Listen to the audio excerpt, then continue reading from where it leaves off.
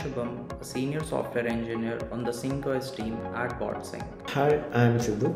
I'm currently working as a software engineer on the SyncOS team at Botsync. My name is Aditya Juarda. I'm staff software engineer at Botsync. My name is Menkin Chauhan, and I work as an SD1 frontend on the SyncOS team at Botsync.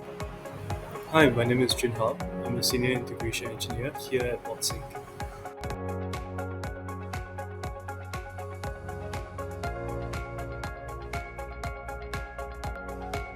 SyncOS is Botsync's automation management platform that unifies robots and workflows from different vendors to one single seamless system.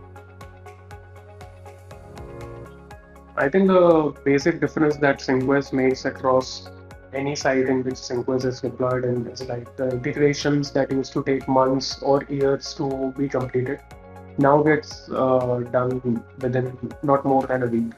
And also, like people with non-coding experience are able to understand how the processes work and able to write those logics or implement those logics by creating those graph structures in SyncOS.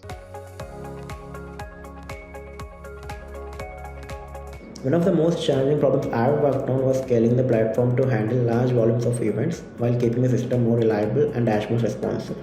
We tackled this by optimizing the backend processing, streamlining the data pipelines, and reworking the migrations to ensure performance under heavy load.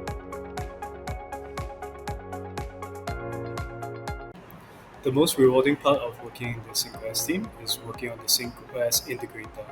And this is because this allows our customers to automate away processes that can be automated. This allows for people on the ground to save man hours, and this allows them to use their time more efficiently, doing things that machines cannot do.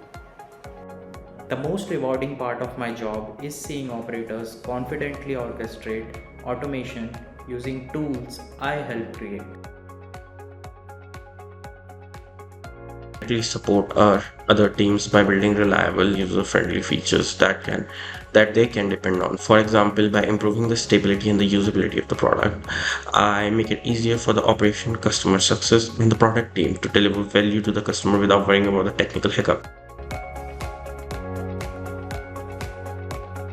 I would like to mention is like our QA team uses SyncOS quite extensively to automate a lot of machine tests, which we do with our AMRs and EGDs.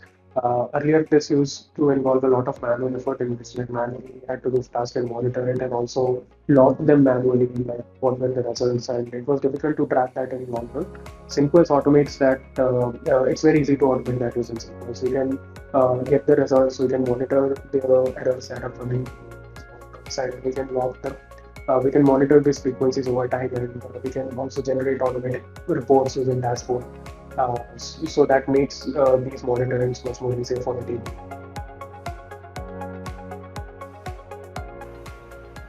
The most important skill to succeed in SyncOS team, to me, is the ability to ask the right questions. And this is because in our field, the field of robotics, we spread across multiple scientific disciplines. And not only that, but we involve the business side as well. So we have the business use case from our customers. We also meet that with the technologies that we have. And these technologies spread across the field of mechanical, electrical, computer science, networking, and all these need to work together in a well-orchestrated system to meet the demands of our customers. And therefore, learning to ask the right question is very, very important. And of course, no one knows everything about a particular topic. So learning how to find the right person to ask the right questions also became very important to me. The key skills for thriving in SyncOS are really being able to pick up new technologies quickly, juggling multiple tasks at once, and communicating clearly with your teammates. Being curious, adaptable, and collaborative definitely makes a big difference, especially in such a fast-paced environment.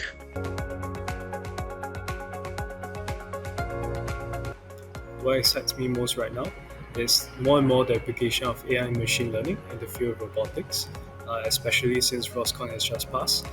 They were actually announcing hackathons with cash prizes for those who did the best in the application of AI and machine learning in these hackathons.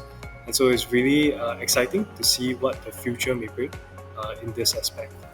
I'm excited about the future of adaptive, AI driven automation and the intuitive interfaces that will help humans and robots work seamlessly together.